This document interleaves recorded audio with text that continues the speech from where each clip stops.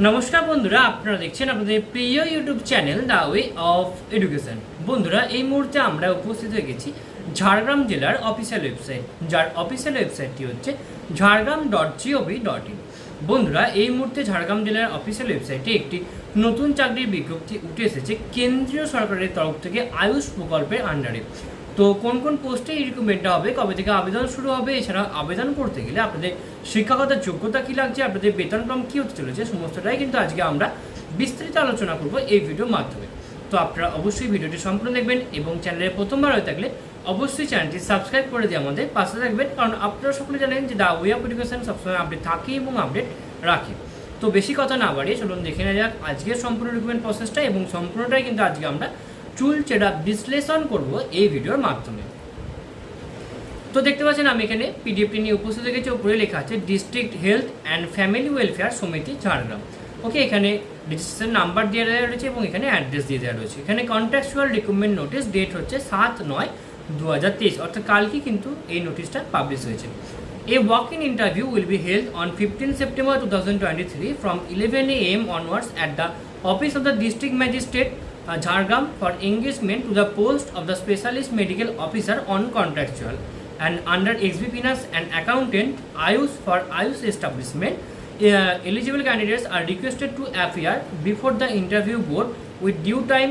Details are given to the below. অর্থাৎ এখানে আপনাদের দুরকম পোস্টের নিয়োগ হবে, একটা হচ্ছে স্পেশালিস্ট মেডিকেল এবং একটা হচ্ছে অ্যাকাউন্টেন্টস আয়ুষ ডিপার্টমেন্টের আন্ডারে। ওকে, তো আপনাদের কিন্তু অবশ্যই ওয়াক ইন ইন্টারভিউর মাধ্যমে রিক্রুটমেন্ট প্রসেসটা কমপ্লিট হবে এবং তার জন্য সেই ওয়াক ইন ইন্টারভিউটা হবে 15 সেপ্টেম্বর, অর্থাৎ কোনো পরীক্ষা ছাড়াই কিন্তু আপনাদের এই সম্পূর্ণ রিক্রুটমেন্ট প্রসেসটা কমপ্লিট হবে। ওকে, এক্ষেত্রে আপনার স্পেশালিস্ট মেডিকেল অফিসারের জন্য একটি ভ্যাকেন্সিজ রয়েছে, ইউআরদের জন্য আপার এজ লিমিট রয়েছে 62 ইয়ার্স এক্সবি ফিনান্স প্রোগ্রামের আন্ডারে, এবং 3000 টাকা করে পার ডে আপনাদের বেতন হবে। দিনে 3 ঘন্টা করে কাজ করতে এবং দিনে 3 দিন করে যেতে হবে, অর্থাৎ পার উইকে কিন্তু আপনারা 9000 টাকা করে বেতন পাবেন। 9,000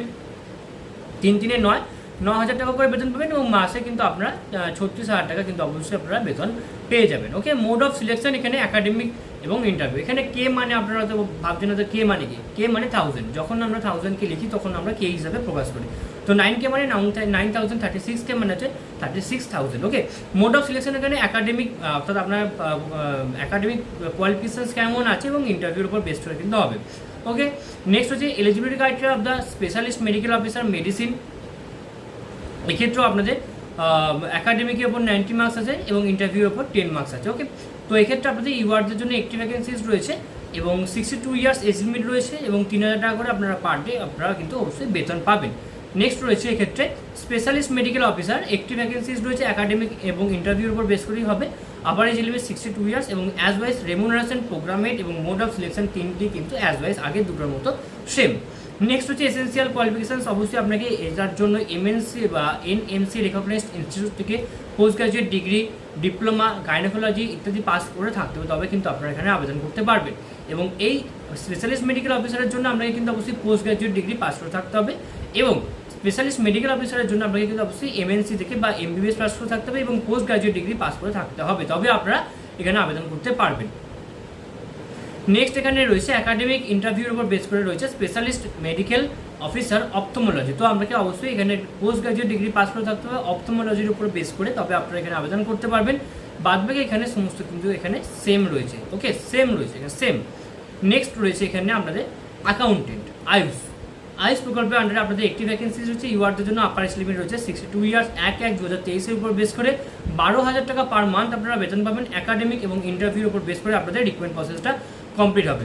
নেক্সট হচ্ছে এলিজিবিলিটি ক্রাইটেরিয়া, এখানে কি বলেছে restricted retired state government employees এখানে আবেদন করতে হবে। 62 ইয়ার্স এজ লিমিট হতে হবে, ক্লাস 10 পাস করে থাকতে হবে, কম্পিউটারের নলেজ থাকতে হবে এবং আপনাকে অবশ্যই ফিজিক্যালি এবং মেন্টালি কিন্তু অবশ্যই আপনাকে ফিট হতে হবে, তবে কিন্তু আপনারা এখানে আবেদনটি করতে পারবেন, নাহলে কিন্তু আপনারা এখানে আবেদন করতে পারবেন না। নেক্সট এখানে জেনারেল ইনস্ট্রাকশন কিছু বলা রয়েছে, অবশ্যই সমস্ত এক্সপিরিয়েন্স অবশ্যই কিন্তু নির্দিষ্টভাবে কোয়ালিফাই হতে হবে আপনাকে, তবে আপনি এখানে আবেদন করতে পারবেন।